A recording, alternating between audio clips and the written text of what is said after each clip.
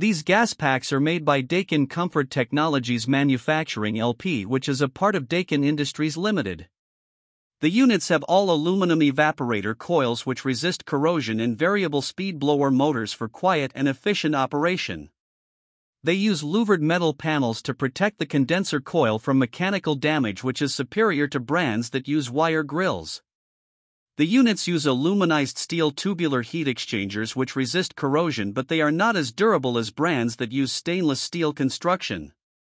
They are sold through an authorized dealer network, but their warranty on the heat exchanger is not very good when compared to other brands. The units use R-410A refrigerant, which is not as environmentally friendly as brands that use R-32.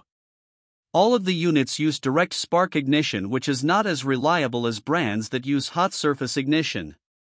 The GPGM3 models combine a basic 13.4 SEER air conditioner with a basic single-stage 81% AFUE gas furnace, while the GPGM5 units combine a two-stage 15.2 SEER air conditioner with a two-stage 81% AFUE gas furnace.